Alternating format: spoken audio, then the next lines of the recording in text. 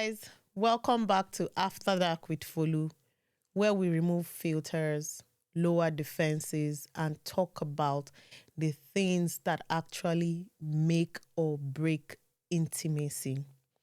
Tonight's conversation is one many couples avoid, and this is because it feels awkward, it feels risky, or might even be too much.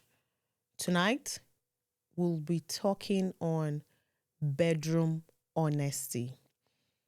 Are we brave enough to say what we want, or are we just performing and hoping for the best?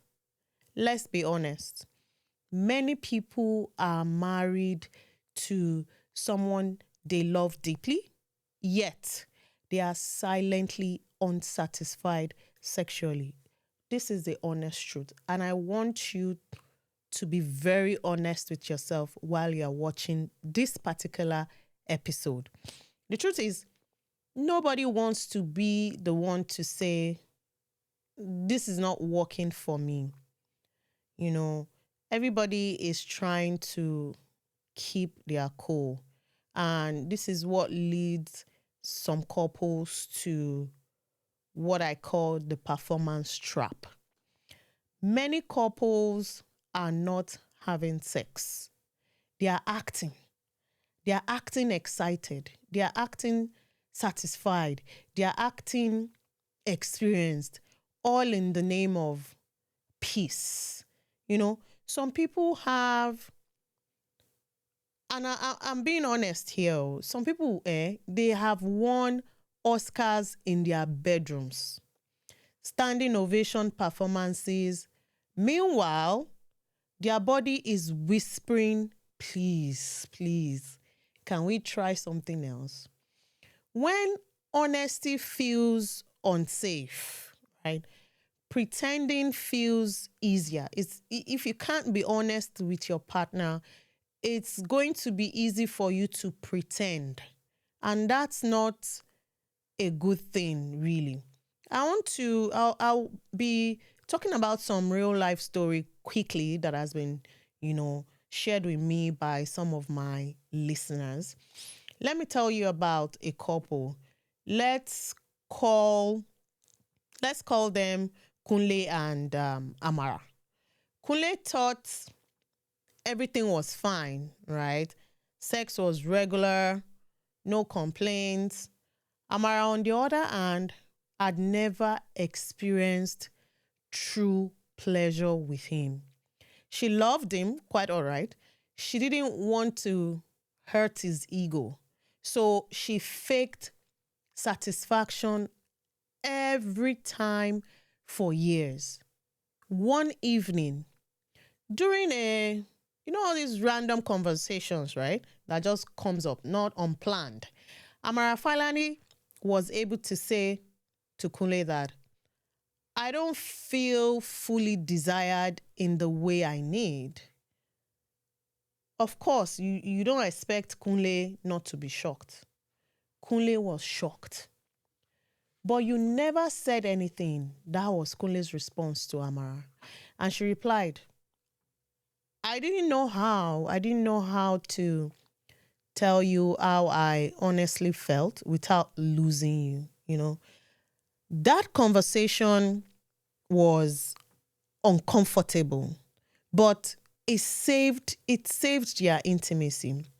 And before I move forward, I want us to know that though honesty is hard, you know, but we have to try as much as possible to express how we feel with our partners. Bedroom honesty is hard, and it's hard because we don't want to hurt feelings, right? We fear rejection, we fear being judged, we fear being seen as one is being too much. We fear changing the dynamics, You just want to normalize, the lies, which it makes us all go silent. And silence protects feelings temporarily. But on the long run, it destroys intimacy permanently. You cannot keep pressing the mute button and expect the sound to improve. It's not possible. This is not Netflix. This is real life. What bedroom honesty actually looks like. Bedroom honesty is not criticism. No, it's communication. It's communication. If you've been following my episodes, you know that I talk about communication a lot, right? And communication sounds like after sex or after, any intimacy with your partner, you want to talk about it. You want to say what you enjoyed. You want to talk about what you didn't enjoy. Something like, I enjoy it more when maybe you touch me here, when you kiss me here, or you say, can we slow this part down?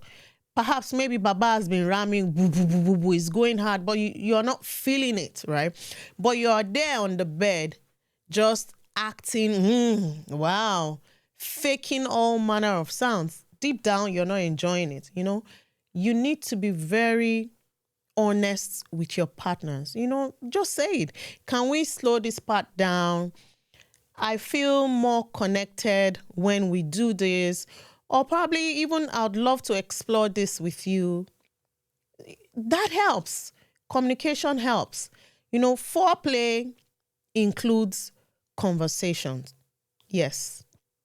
Foreplay includes conversation. Talk about it.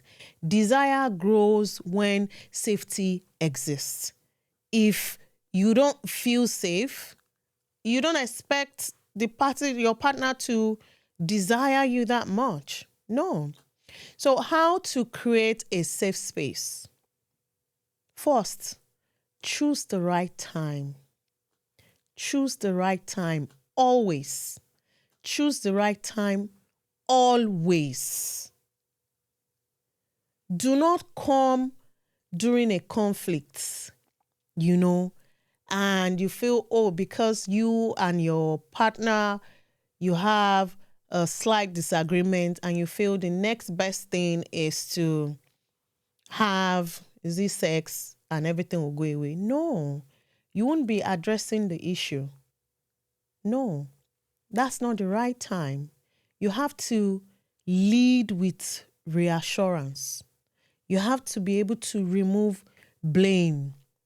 Be curious, not defensive.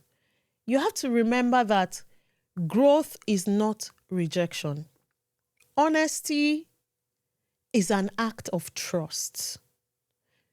You need to learn to trust each other. Husbands, you need to learn to trust your wife. Wives, you need to learn to trust your husband. However you feel safe enough to be able to, talk to your partners. And when you're communicating, be mindful of how you pass your message across to the other partner. Don't say it in a way that it will damage your husband's ego, or don't say it in a way that it will make your wife feel like she knows nothing. You have to communicate with love and with respect. Yes. Tonight, if you want better intimacy, you must be willing to have uncomfortable conversations, because the bedroom is not just a place of pleasure. It's a place of vulnerability. Your wife will be vulnerable with you. Your husband will be vulnerable with you. So please, and please, husband and wife, couples, try as much as possible to be vulnerable with each other. Let each other know what you want and what you don't want, what you would like to explore and what you will not like to explore. Talk about it. It's not a big deal. You don't need to be scared. Talk about it. Communicate properly with your partner. Thank you for staying with me tonight for this particular topic. Until next time, be brave enough to tell the truth. Have a good night, guys. Bye.